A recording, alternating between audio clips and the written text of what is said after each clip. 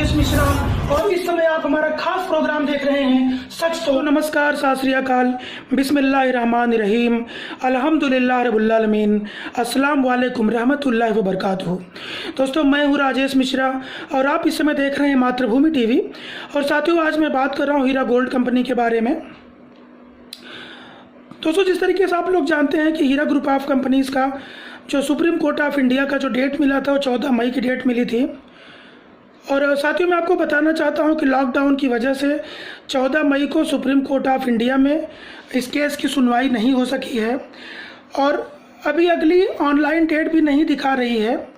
लेकिन जिस तरीके से कि भारत के प्रधानमंत्री नरेंद्र मोदी जी ने अभी कल ही आके बताया था कि 17 तारीख के बाद जो लॉकडाउन होगा वो नए रूप रंग वाला लॉकडाउन होगा, तो उनकी बातों में कुछ इस तरह का इशारा था। तमाम बातें जो उन्होंने कही उसमें उन्होंने इस बात का जिक्र भी किया है कि उनकी बातों से इशारा मिलता है कि तमाम टर्म्स एंड कंडीशंस के साथ दुकानें भी खुलेंगी, ऑफिसेज भी खुलेंगे, कंपनियां भी खुलेंगी, चाहे एक दिन छोड़ के एक दिन खुलेंगे, या जो भी टर्म्स कंडीशंस बनाए जाएंगे उसके माध्यम से सरकारी, गैर सरकारी और तमाम चीज़ें खुल जाएंगी और धीरे धीरे आम जनजीवन पटरी पर आ सके, इसके लिए पूरा प्रयास किया जाएगा।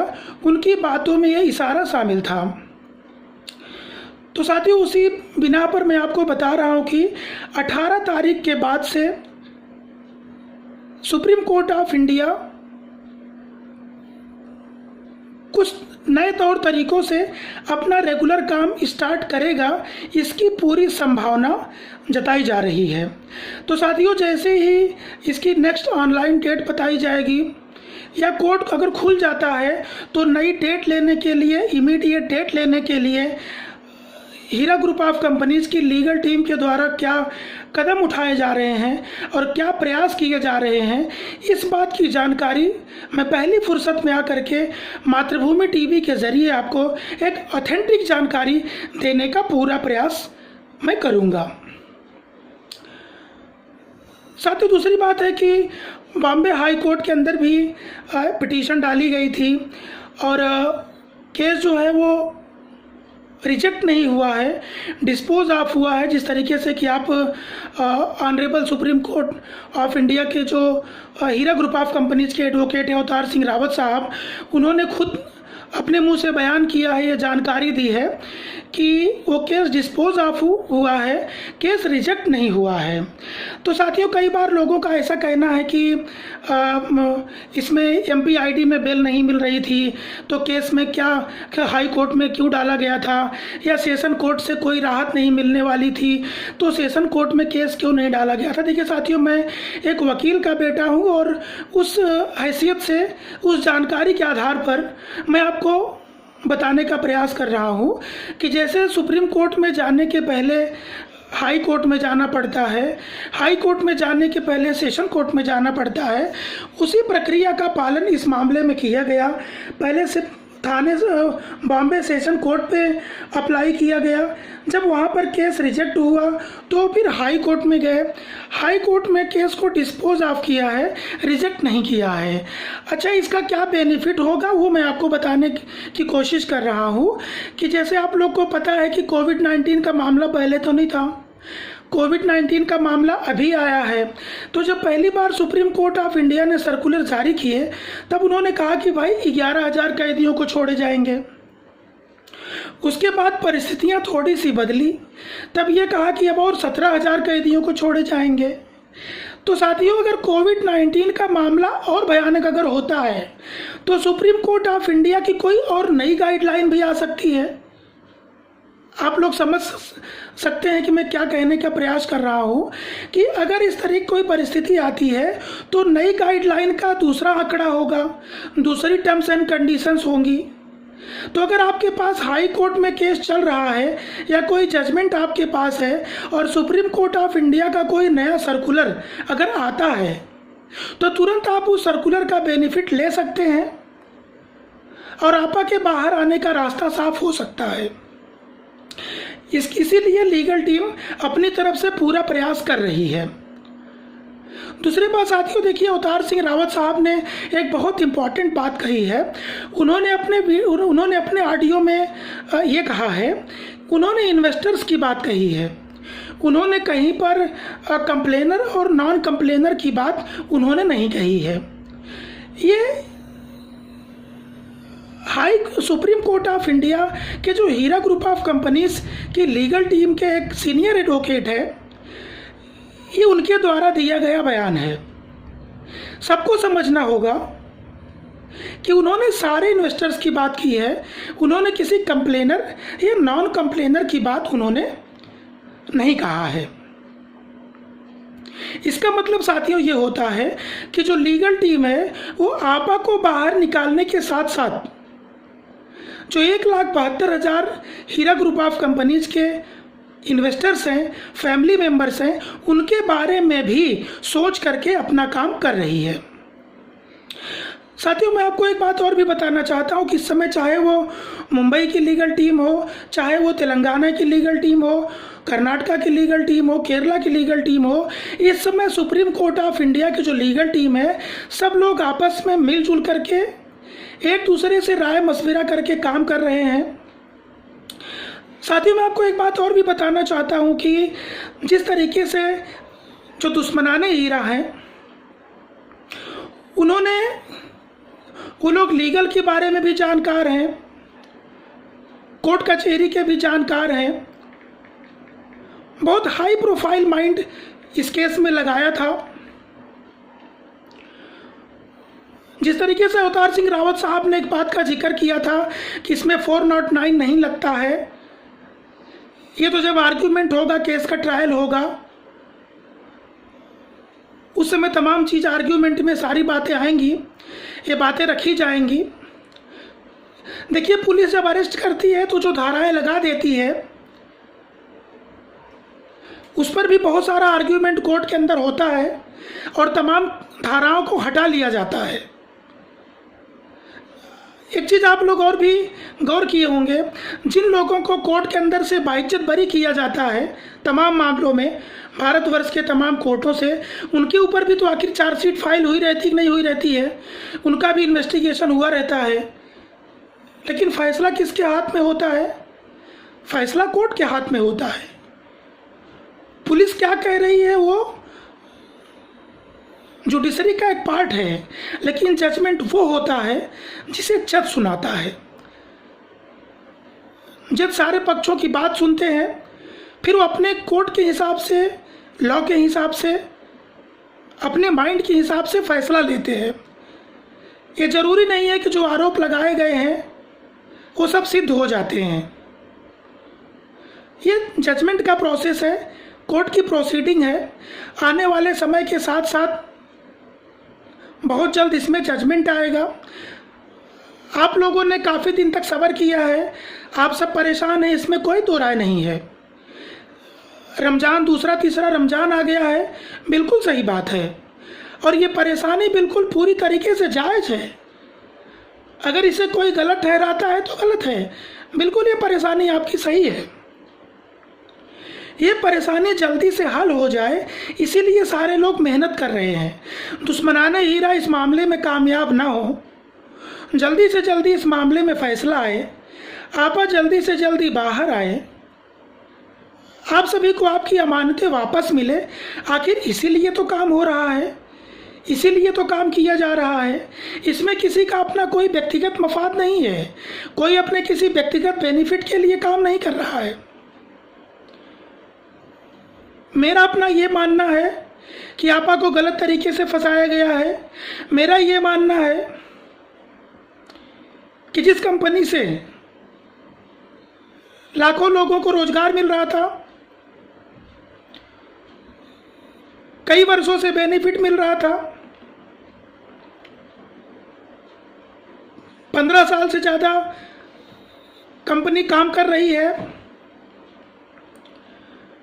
और आज ऐसी वक्त पर जब वो सिर्फ 16 महीने का समय मांग रही है पैसा देने के लिए, तो ऐसे लोग भी हैं जो 16 महीने का समय भी नहीं देना चाहते। दुश्मनाने हीरा की बात कर रहा हूं मैं। इन्वेस्टर लोगों ने तो सब्र किया, उन्होंने पूरा मौका दिया, सल्यूट करना पड़ेगा आपने मिसाल पेश की है इस मामले में। और अगर कोरोना वाला मामला नहीं होता था, कोविड-19 का, तो 2 महीना कोर्ट चलती रहती थी और इस मामले में अब तक फैसला आ चुका होता था। लेकिन कोरोना की महामारी पूरी दुनिया में व्याप्त है और लाखों लोगों ने अपनी जान गंवा दी है। ऐसे में सभी को सफ़र करना पड़ रहा है, सभी को परेशान होना पड़ रहा है। जिस तरीके से अवतार सिंह रावत साहब ने कहा है कि बहुत जल्द से जल्द सुप्रीम, अब आप देखिए उन्होंने एक बात का और जिक्र किया था अपने ऑडियो में। उन्होंने कहा कि देखो 3 तारीख को जब केस 3 फरवरी को सुप्रीम कोर्ट में हियरिंग हुई थी, उसके बाद लोगों को नोटिस दिया गया था, 21 दिन का टाइम दिया गया था जिन लोगों को पार्टी बनाया गया था, तो उसमें इम्प्लीड होने वाला नया काम चालू हो गया, नए तरीके से उसको चैलेंज करने वाला काम हुआ, वरना इस मामले का जजमेंट अब तक आ जाता था। मैं आपको बताना चाहता हूं कि मेरी जो अपने केस स्टडीज़ बताती हैं कि हाई कोर्ट में जो जजमेंट आता है, सुप्रीम कोर्ट में कभी भी उसके ठीक अगेंस्ट जजमेंट नहीं आता है। कोई भी केस आप उठा के देख लीजिए। और तेलंगाना हाई कोर्ट का जजमेंट जो आया था वो 1,72,000 लोगों के हक में आया था। तेलंगाना हाई कोर्ट का जजमेंट आपा नवहीरा शेख के हक में आया था, हीरा ग्रुप ऑफ कंपनीज के हक में आया था। उसमें सारी बातें बिल्कुल नीट और क्लीन तरीके से आदरणीय जज महोदया के द्वारा बता दी गई थी। सुप्रीम कोर्ट में तमाम लोग तमाम बातें कर रहे हैं। देखिए, जब ये मामला स्टार्ट हुआ था अक्टूबर के महीने में, आपा तुरंत अपने एडवोकेट्स के माध्यम से ऑनरेबल सुप्रीम कोर्ट में गई थी। Honourable supreme court of India ने क्या कहा था उस समय? जजों की यही बेंच थी, कौल साहब की बेंच थी, जिस बेंच पे आज अपनी सुनवाई चल रही है। उन्होंने कहा था कि सुप्रीम कोर्ट ऑफ इंडिया में आने के पहले आपको किसी भी हाई कोर्ट का जजमेंट आपको लेके आना होगा, तभी आप यहाँ पर फाइल कर सकते हैं, तभी यहाँ से कोई जजमेंट आ सकता है। इसके लिए तेलंगाना में केस फाइल किया गया, SFIO केस क्लबिंग का, और बॉम्बे हाई कोर्ट में फाइल किया गया। लेकिन जब तेलंगाना हाई कोर्ट का जजमेंट आ गया तो सुप्रीम कोर्ट ऑफ इंडिया ने जो गाइडलाइन दिए थे वो पूरी हो गई। इसके लिए इस केस को बॉम्बे हाई कोर्ट में चलाने की कोई ज़रूरत नहीं बची थी। सुप्रीम कोर्ट ऑफ इंडिया ने यह नहीं कहा था उस समय कि आप तेलंगाना का भी लाइए, केरला का भी लाइए, कर्नाटका का भी लाइए, दिल्ली का भी लाइए। ऐसा नहीं था। किसी भी एक हाई कोर्ट का जजमेंट लाना था, वो हीरा ग्रुप ऑफ कंपनीज के द्वारा पूरा किया गया। तेलंगाना हाई कोर्ट का जजमेंट पहले आ गया। हर जगह का डिपोजिटर एक्ट अलग अलग होता है, हर जगह की टर्म्स कंडीशंस अलग अलग होती हैं। तो तेलंगाना हाई कोर्ट का जजमेंट पहले आ गया और सुप्रीम कोर्ट में चले गए। आपा का सुप्रीम कोर्ट में जाने का मकसद ये था, हीरा ग्रुप ऑफ कंपनीज का, कि सुप्रीम कोर्ट ऑफ इंडिया से जो जजमेंट आएगा वो पूरे भारतवर्ष में लागू होगा। कभी भी वो टाइम को खराब नहीं करना चाहती थी। अगर टाइम खराब करना होता तो वो जैसे ही केस हुआ तुरंत सुप्रीम कोर्ट नहीं जाते थे।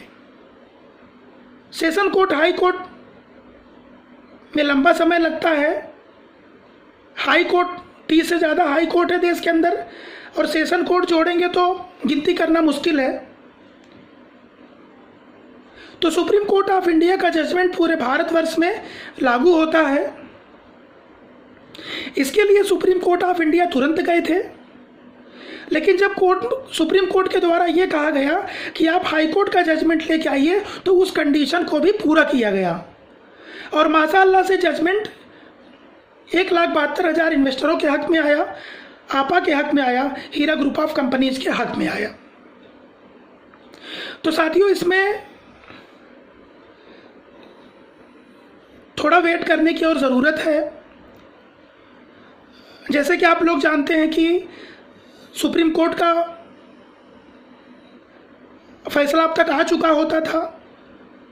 खुद सब लोग अपने घर में बैठने को मजबूर है कोरोना की वजह से। आप लोगों के सामने लोगों की जानें भी जा रही हैं। ये कोई गलत कारण तो बताया नहीं जा रहा है, ये कारण बिल्कुल ऑथेंटिक है और सही है। पूरी दुनिया त्रस्त है, सारी सरकारें त्रस्त हैं, सारे प्रांत त्रस्त हैं। लोग पैदल ही 5-5 लोग यूपी, बिहार, दिल्ली, पंजाब चले जा रहे हैं, ऐसी हालत हो गई है।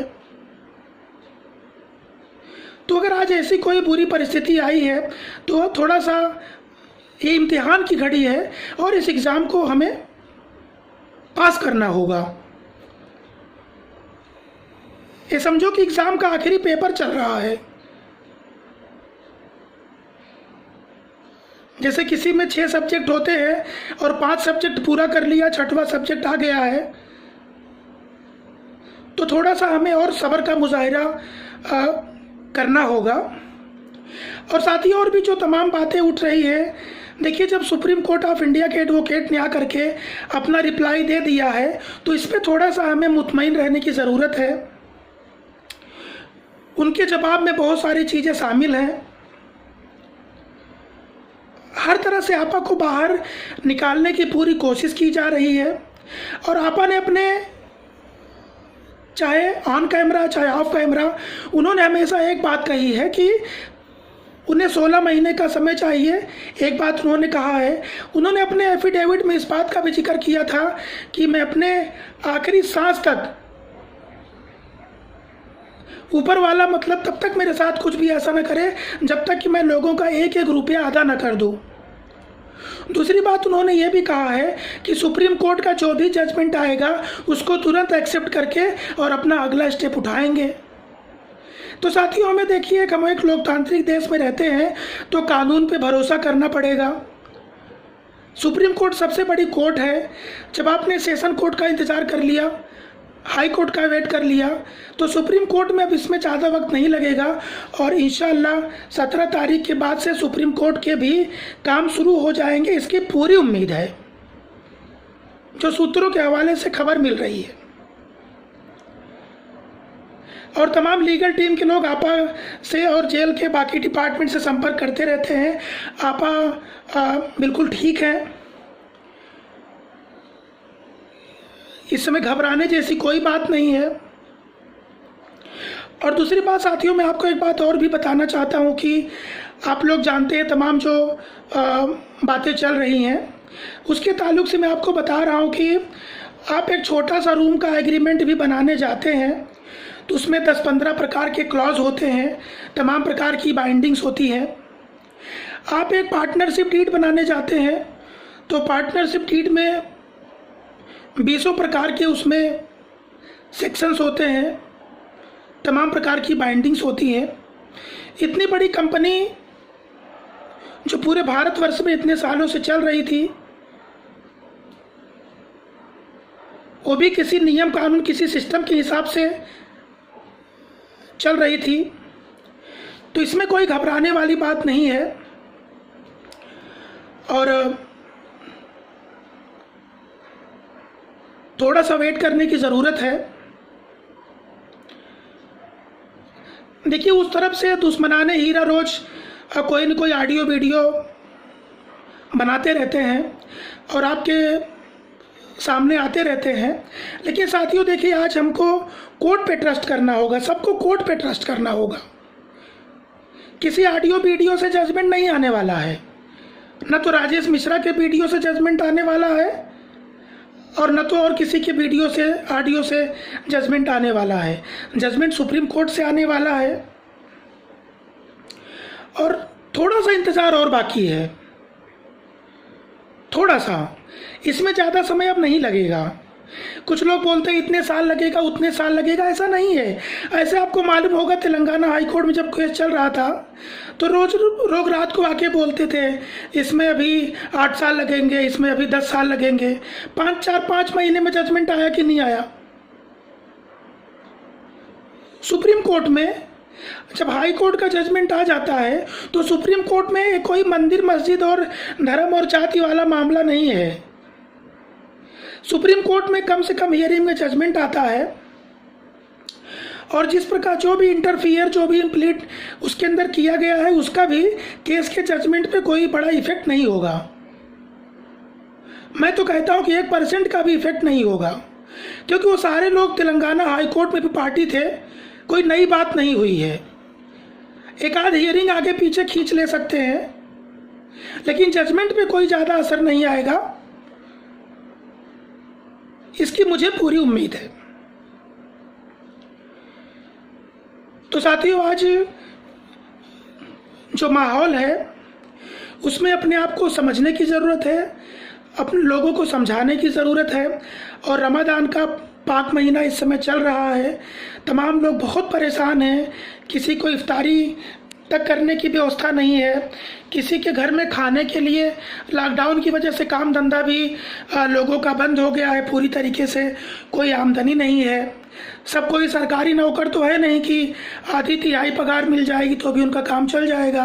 तो आपकी परेशानी के साथ सभी लोग हैं, परेशानी पूरी तरीके से जायज़ है, और आपा को भी इस बात की जानकारी होगी, आप लोग जानते हैं, ऐसी बात नहीं कोई इन चीज़ों से अनजान है। तो इसमें थोड़ा सा सुप्रीम कोर्ट ऑफ इंडिया तक पूरा मामला पहुंच गया है और लीगल टीम पूरी मुस्तैदी के साथ इस समय काम कर रही है। जजमेंट जो सुप्रीम कोर्ट से आएगा वही आखिरी जजमेंट होगा, और आपा ने जिस तरीके से कहा है कि जो भी जजमेंट आएगा उसको तुरंत फुलफिल करके और लोगों के बीच में आकर के, और जैसे एक नई सुबह होती है आपकी ज़िंदगी में, इस तरीके से फिर से चीज़ों को आगे बढ़ाया जाएगा। तो मुझे लगता है कि इस वक्त, यानी जो अभी समय चल रहा है, इस वक्त किसी प्रकार से डरने घबराने जैसी सिचुएशन अब नहीं आनी चाहिए, क्योंकि अब मामला सुप्रीम कोर्ट में आखिरी मरहले पर पहुंच चुका है। अब इसमें ज़्यादा वक्त नहीं लगेगा। आपको पता होगा कि जब भी मैं कोई बात बताता हूँ तो तमाम स्टडीज़ के बाद बताता हूँ, और आज मेरा ये कहना है कि सुप्रीम कोर्ट जैसे ही खुलेगा, अब तो लीगल टीम के पास जल्दी से डेट लेने की वजह भी है, क्योंकि डेट कंपनी का 14 तारीख का डेट था, तो वो डेट तो कोरोना की वजह से उस पर आर्ग्यूमेंट नहीं हुआ। तब ये कारण बताया जाएगा, और साथ ही साथ 1,72,000 लोगों की परेशानी को भी सामने रखा जाएगा, जैसा कि लीगल टीम ने बताया है। और इस पर इंशाअल्लाह डेट जल्द मिलेगी, इस पर जल्द आर्ग्यूमेंट होगा, कम से कम हियरिंग में इसमें फैसला आएगा, क्योंकि अपोज करने वालों ने ऐसा कोई तथ्य नहीं है जो हाई कोर्ट पे नहीं रखा था। तो इसमें जल्द जजमेंट आएगा, और जो जजमेंट आएगा वो पूरे के पूरे 1,72,000 लोगों के हक में आएगा, इतना श्योर है।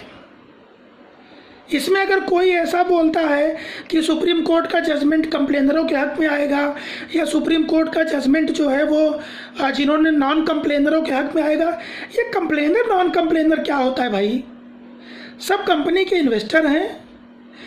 एडवोकेट रावत साहब ने भी उनको इन्वेस्टर कहा है, और आपा ने हीरा फैमिली कहा है।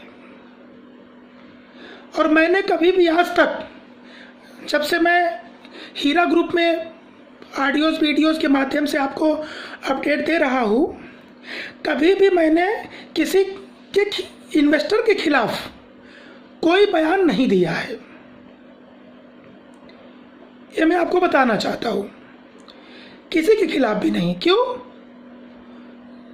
क्योंकि सब इन्वेस्टर हैं, उन्होंने पैसा लगाया है, आज परेशान है। तो न तो आपा ने कभी ऐसी बात कही है, न तो हम लोगों ने कभी कहा है। तो साथियों, इसमें किसी प्रकार से भी इस वक्त घबराने की ज़रूरत नहीं है। और कोरोना को लेकर के जेल के अंदर जब कोई कोरोना का कोई केस हो जाता है तो उसका एक स्टैंडर्ड ऑपरेटिंग प्रोसीजर होता है, तुरंत उसे फॉलो किया जाता है। आपने देखा होगा, अगर आपके अगल बगल कहीं पर किसी को कोरोना हो जाता है किसी बिल्डिंग में, तुरंत उस पूरे एरिया को कॉर्डन ऑफ कर दिया जाता है, बोर्ड बैनर लगा दिए जाते हैं, तमाम एहतियात बरते जाते हैं, सैनिटाइजेशन किया जाता है, जिसको होता है उनको स्पेशल ट्रीटमेंट दिया जाता है। तो इस समय पूरी इस तरीके से जेल में पूरी चीज़ों का ख्याल रखा जा रहा है और अल्हम्दुलिल्लाह आपा खैरियत से हैं। लीगल टीम के लोग उनसे संपर्क करते रहते हैं। तो साथियों, इसमें अब आपा की तबीयत को लेकर के मैं आपको अपडेट मैंने बता दिया है। सुप्रीम कोर्ट ऑफ इंडिया में जैसे ही खुलेगी, मैंने आपको यह भी बता दिया है कि 17 तारीख के बाद सुप्रीम कोर्ट ऑफ इंडिया नए रंग रूप से, जैसा कि मोदी जी ने बताया है, और तमाम चीज़ें, तमाम दुकान, तमाम ऑफिसेस, कुछ नए टर्म्स कंडीशन चालू हो जाएंगे। इसमें जल्द डेट लेने का प्रयास किया जाएगा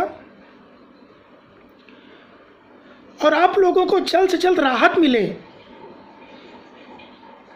ये आपा की भी कोशिश है और आपा की जो लीगल टीम काम कर रही है उसकी भी पूरी कोशिश है, जैसा कि रावत साहब ने भी कल अपने ऑडियो के माध्यम से बताया था। अब यार, अगर कोई सुप्रीम कोर्ट का एडवोकेट जो केस को देख रहे हैं, अगर वो कोई बयान दे रहे हैं तो उनके बात का कोई न कोई महत्व होता है और उसे हमें मानना चाहिए, एक्सेप्ट करना चाहिए।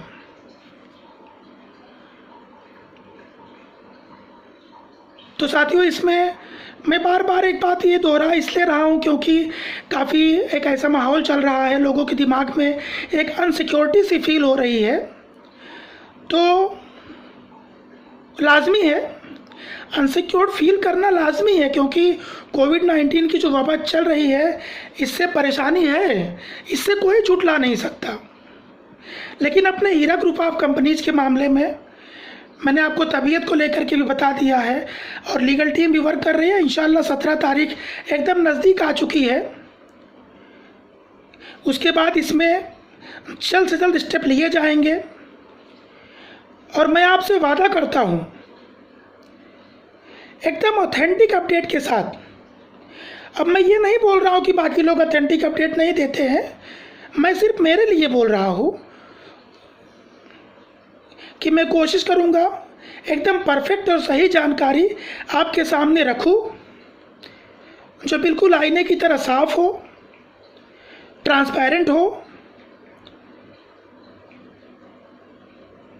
पल पल की जानकारी आपको मातृभूमि टीवी के जरिए हमेशा मिलती रहेगी।